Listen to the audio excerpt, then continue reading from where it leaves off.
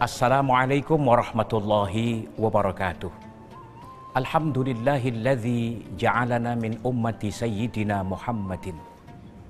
Wassalatu wassalamu ala hadzal nabiyil karim sayyidina wa habibina wa syafi'ina wa maulana Muhammadin wa ala alihi wa ashabihi wa man tabi'ahum bi ihsanin ila yaumiddin. Amma ba'du. Pemirsa TV One di mana saja Anda berada yang dirahmati oleh Allah Subhanahu wa taala. Puji syukur alhamdulillah, hari ini kita masih diberi kesempatan oleh Allah untuk menjalankan perintah-perintahnya dan meninggalkan larangan-larangan Allah. Dan puji syukur alhamdulillah, kita ditakdirkan oleh Allah menjadi umatnya baginda Rasulullah Muhammad sallallahu alaihi wasallam. Kenapa? Karena banyak keuntungan menjadi umatnya Kanjeng Nabi Muhammad sallallahu alaihi wasallam ini. Salah satu di antara keuntungan menjadi umatnya Kanjeng Nabi adalah kita dijamin masuk surga. Sebagaimana Rasulullah Muhammad sallallahu alaihi wasallam bersabda, "Kullu ummati yadkhulunal jannah illa man aba." Faqalu faman ya'ba ya Rasulullah? Qala man ata'ani dakhalal jannah wa man 'asani faqad aba. Kata Kanjeng Nabi, setiap umatku pasti masuk surga kecuali yang tidak mau. Sahabat bertanya, siapa yang tidak mau itu ya Rasulullah? Nabi menjawab, barang siapa yang taat kepada ajaranku maka dia masuk surga, dan barang siapa yang ingkar terhadap ajaranku berarti dia nggak mau masuk surga. Jadi sejauh kita beriman kepada Allah dan kita mengaku sebagai umatnya Muhammad sallallahu alaihi wasallam, maka kita masuk surga dijamin oleh Kanjeng Nabi. Meskipun tentu berbeda-beda. Ada yang masuk surga tanpa hisab, ada yang masuk surga tapi harus disiksa dulu berapa tahun. Dan orang nanti di surga itu bertingkat-tingkat sesuai dengan akhlaknya. Nabi yang menjamin. Dalam sebuah hadis beliau bersabda, "Ana za'imun bi baitin fi rabatil jannati liman tarakal mira wa in kana muhiqqan." Kata Nabi, aku menjamin umatku sebuah rumah di surga yang paling bawah bagi umatku yang mampu meninggalkan perdebatan yang tidak ada manfaatnya meskipun posisi dia benar. Artinya apa? Artinya Nabi ini tidak menghendaki orang berdebat itu, Mas. Meskipun dia menang, pasti akan meninggalkan goresan luka di dalam hatinya. Karena itu kalau orang mampu meninggalkan perdebatan yang tidak ada manfaatnya, meskipun posisi dia benar, orang seperti ini dijamin oleh Kanjeng Nabi mendapatkan rumah di surga meskipun level yang paling bawah. Seperti apa sih perdebatan yang tidak ada manfaatnya itu? Salah satu contoh, ketika ada seorang tetangga, mohon maaf, saya punya tetangga yang tunanetra. Suatu ketika tetangga saya ini diajak oleh Pak RT ke Ragunan di kebun binatang. Di sana tetangga saya ini dipertemukan dengan seekor gajah. Dibawa dia pegang buntutnya gajah. Begitu pulang sampai ke tempat saya, dia bilang, "Pak Ustadz, sekarang sudah tahu gajah itu kecil panjang kayak ikat pinggang." Maka saya bilang, karena saya tahu gajah itu seperti apa, saya jawab, gajah itu jangankan badannya, kupingnya aja lebar, badannya besar. Tapi dia ngotot, dia ngeyel. Kenapa dia ngeyel? Karena dia merasa memegang langsung, padahal yang dia pegang buntutnya. Sementara saya menyaksikan, dari kecil saya tahu gajah itu nyatanya sangat besar. Tetapi apalah untungnya kita berdebat soal bentuk gajah, soal ukuran gajah. Toh menang pun saya tidak ada untungnya. kalah pun tidak rugi, hanya persoalan gajah. Maka ketika saat itu saya pada posisi yang benar, tetapi saya tidak mau memperdebatkan itu lebih panjang karena nggak ada manfaatnya, lebih baik saya diam, saya mengalah, terserah ludah.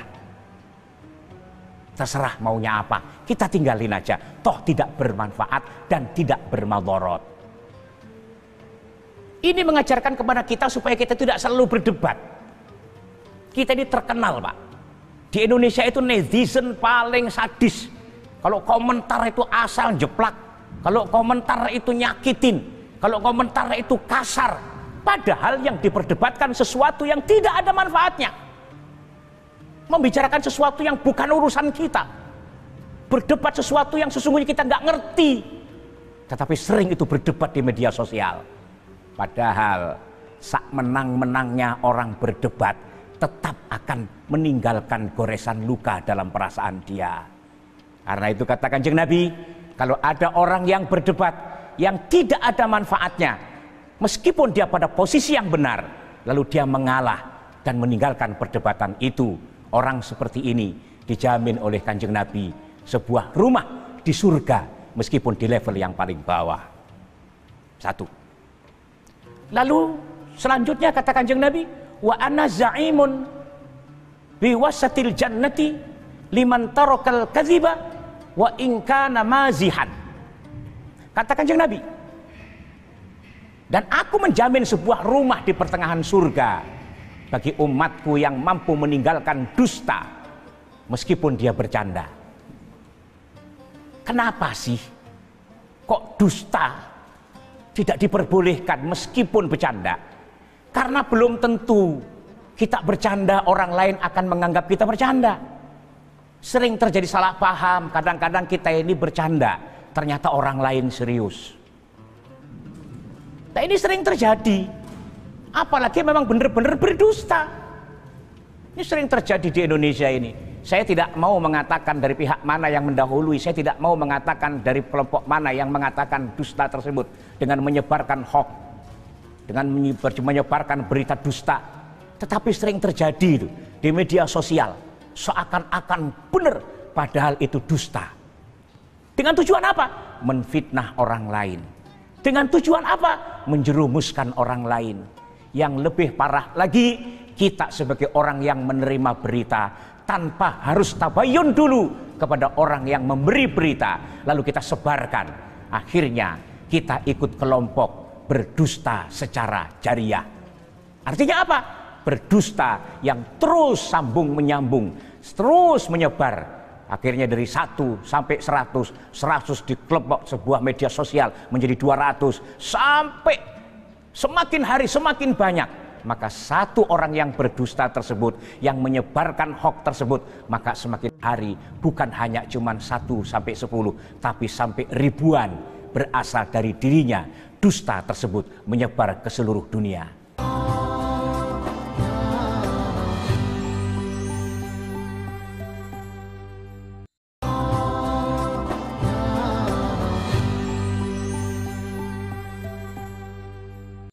Karena itu, meskipun bercanda, jangan biasakan berdusta.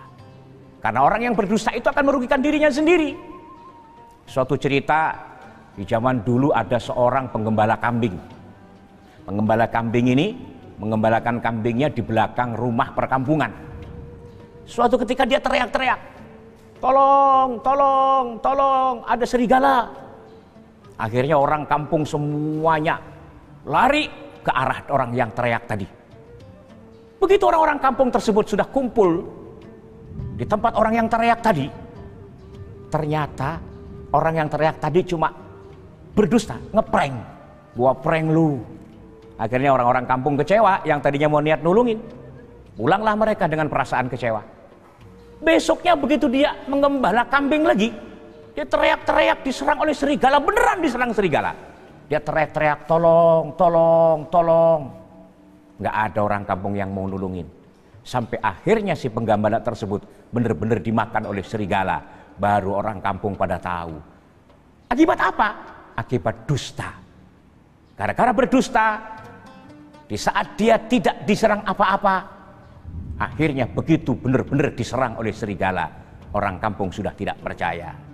Karena itu kata Kanjeng Nabi, barang siapa yang mampu meninggalkan dusta meskipun dia bercanda, orang seperti ini akan dijamin oleh Kanjeng Nabi sebuah rumah di pertengahan surga nantinya.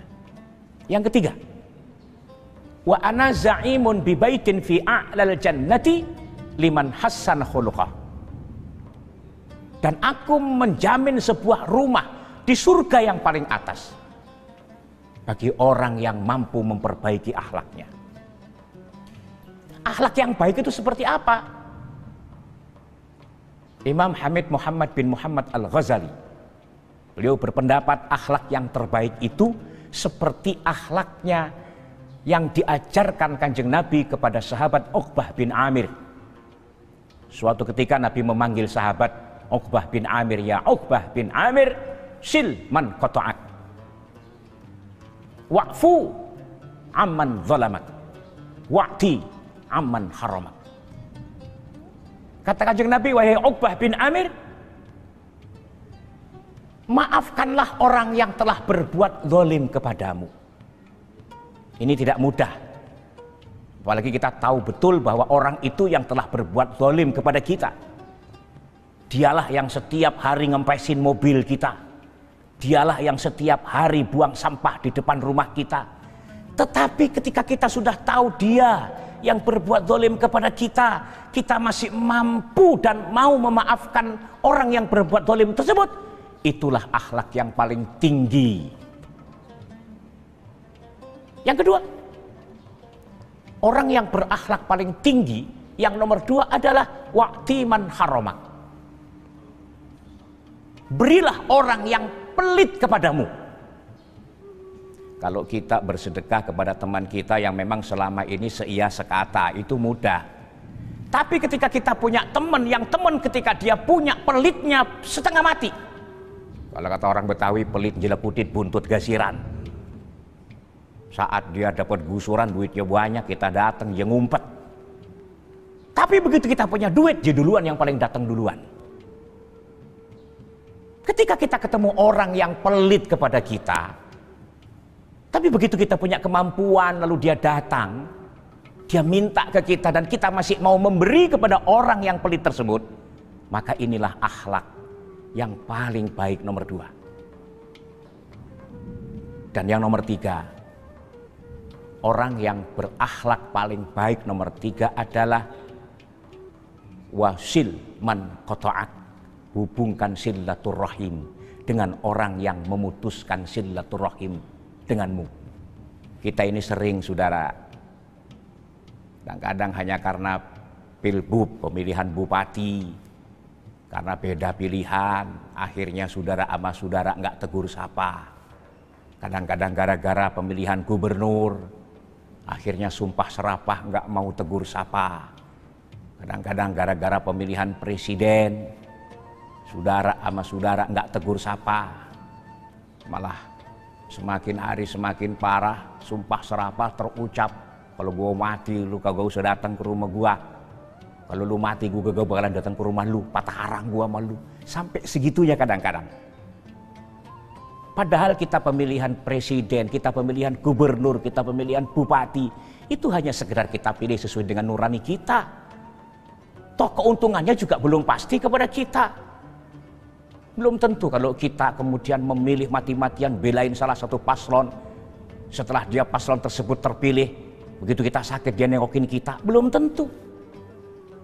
Tetapi kadang-kadang kita hanya gara pemilihan presiden karena beda pilihan, mertua sama menantu nggak tegur sapa, tetangga sama tetangga nggak tegur sapa, dan itu sering terjadi sampai hari ini masih banyak. Pilpres sudah bertahun-tahun, tapi sampai hari ini masih di antara kita ada yang tidak mau tegur sapa gara-gara beda pilihan.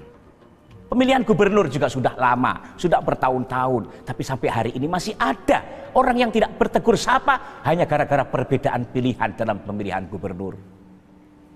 Bukan hanya di Jakarta, di daerah-daerah begitu tuh banyak. Tidak tegur sapa hanya gara-gara perbedaan pilihan dalam pilpres, pilgub, dan pilbub. Bahkan pemilihan kepala desa pun bisa menimbulkan tidak tegur sapa hanya gara-gara perbedaan pilihan.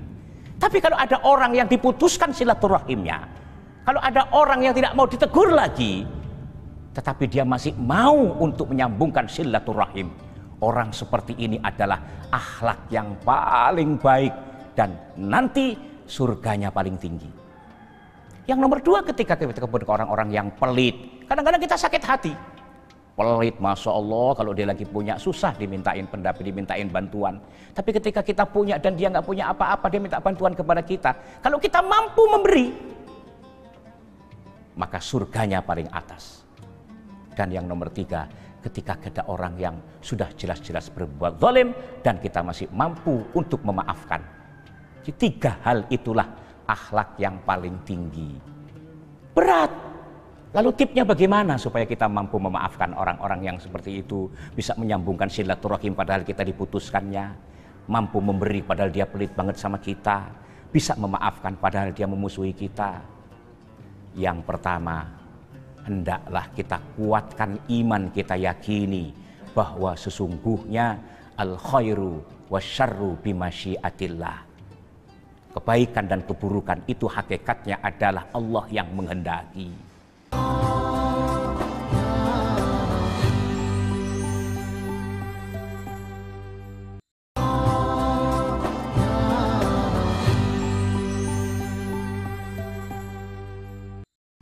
Kalau ada orang yang memutuskan silaturahim kepada kita, hakikatnya itu Allah yang mentakdirkan, Allah yang mengatur, Allah yang menghendaki. Untuk apa? Untuk ujian bagi kita dan ujian bagi orang tersebut. Bagi kita diuji dengan supaya dengan kita diputuskan silaturahim itu, mampukah kita untuk bersabar, untuk tetap menjaga silaturahim. Bukan ego kita yang bicara, bukan nafsu kita yang bicara, tapi iman kita yang bicara. Jika ada orang bilang, ya sudahlah, kita putus sekarang sama silaturahim kita, Lebaran gak usah datang ke rumah saya, tapi kita tetap mau datang, tetap menyambungkan. Karena kita yakini bahwa sesungguhnya orang mengatakan seperti itu, hakikatnya adalah Allah yang menghendaki dia berbuat seperti itu. Untuk apa? Menguji kita. Supaya apa? Supaya kita ini teruji apa tidak. Mampukah kita menghadapi sikap kasar orang lain? Mampukah kita tetap memegang tali persaudaraan di saat orang tersebut nggak mau lagi bersaudara dengan kita? Kalau kita turuti nafsunya orang-orang yang memutuskan silaturahim dengan kita, maka kita akan semakin hari akan semakin jauh. Kalau kita sudah mengikuti permusuhan dengan saudara, lama-lama kita akan ditemani oleh setan. Kalau setan sudah masuk ke dalam pergaulan kita dengan saudara kita, maka semakin hari akan semakin direnggangkan, semakin dikompor-komporin, semakin parah permusuhan itu. Akhirnya timbullah permusuhan abadi yang tidak selesai sampai ujung-ujungnya dia meninggal dunia masih dalam kondisi membenci saudaranya. Yang kedua ya seperti orang yang tawakal. Artinya ketika kita sudah berusaha, ketika kemudian kita diputuskan silaturahim, kita ketemu orang pelit tapi masih sering minta bantuan, kita ketemu orang yang berbuat zalim kepada kita, maka ketika itu kita harus tawakal. Tawakal apa? Kalau kita sudah tawakal, kita serahkan sepenuhnya kepada Allah, biarlah dia berbuat curang kepada saya, biarlah dia memusuhi saya, biarlah dia memutuskan silaturahim dengan saya, tapi saya tidak akan pernah memutuskan silaturahim itu. Saya tidak akan pernah benci dan pelit kepada orang itu, dan saya tidak akan pernah memusuhi orang yang berbuat zalim kepada aku. Akhirnya lama-lama al-insan abdul ihsan. Manusia itu hambanya kebaikan. Pertama mungkin sekali dua kali dia putuskan silaturahim dengan kita, kita datangi, dia tutup pintunya. Tapi ketika besok kita datang lagi, kita temui orang tersebut, mungkin tetap nggak membukakan pintu. Besok kita datang lagi, lama-lama dia akan bukakan pintu meskipun dengan sikap yang tidak nyaman, yang tidak indah dipandang. Tapi paling tidak dia mau menemui kita. Dan kalau orang sudah ketemu dengan kita, meskipun dalam kondisi tidak suka, lama-lama dia akan bisa menerima kita, meskipun tadinya dia bersumpah tidak akan bisa menerima kita. Itu tadi dengan iman, kita yakini bahwa Allah yang mentakdirkan semua ini terjadi, dan kita tawakal, kita serahkan kepada Allah Subhanahu wa taala. Yang kedua, bagi orang yang berbuat zalim, sesungguhnya ketika orang berbuat zalim kepada kita, itu hakikatnya juga Allah yang menentukan. Untuk apa? Untuk menguji kita. Saat kita dizalimi oleh orang tersebut, mampukah kita memaafkan? Allah aja Maha Pengampun. Memang tidak gampang. Kadang-kadang keikhlasan itu harus kita paksakan dulu. Jangankan keikhlasan, Pak. Kewajiban sholat saja kita masih ingat dulu. Harus dipaksa dulu sholat 5 waktu. Awalnya dipaksa, tapi lama-lama ikhlas.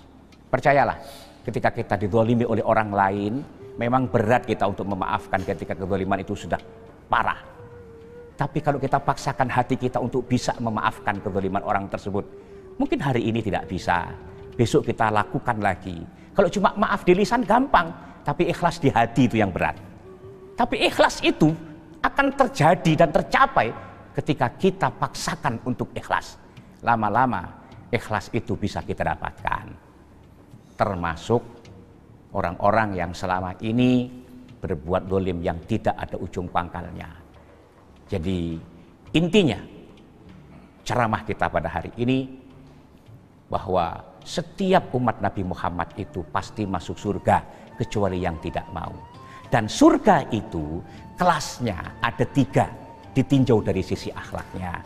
Yang pertama, Nabi menjamin surga di level yang paling bawah bagi umatnya Kanjeng Nabi yang mampu meninggalkan perdebatan yang tidak ada manfaatnya meskipun dia pada posisi benar. Yang nomor 2, surga Nabi jamin di pertengahan surga bagi umatnya yang mampu meninggalkan dusta meskipun bercanda. Dan yang nomor 3, surga Nabi jamin di tempat yang paling tinggi bagi umatnya Kanjeng Nabi yang mampu berakhlak baik. Dan akhlak yang terbaik adalah mampu memaafkan orang yang berbuat zalim kepada kita. Yang kedua, mampu memberi orang yang pelit dengan kita. Yang ketiga, mampu menghubungkan silaturahim kepada orang yang telah bersumpah memutuskan silaturahim dengan kita. Kita berdoa mudah-mudahan Allah mentakdirkan kita sebagai umatnya Nabi Muhammad yang mendapatkan derajat surga yang paling tinggi nanti di hari kiamat. Alhamdulillahirabbil alamin. Hamdan yuwafi ni'amahu wa yukafi'u mazidah. Ya Rabbana lakal hamdu wa lakal syukru kama yanbaghi li jalalika wa 'azimi sultanik. Allahumma salli wa sallim ala sayyidina Muhammadin al-Fatih lima ughliqa wal khatim lima sabaqa nasiril haqqi bil haqq wal hadi ila siratikal mustaqim wa ala alihi haqqa qadrihi wa miqdarihi al-'azim. Allahumma ya awwalal awwalin ya akhiral akhirin ya dzal quwwatil matin ya rahimal masakin ya arhamar rahimin.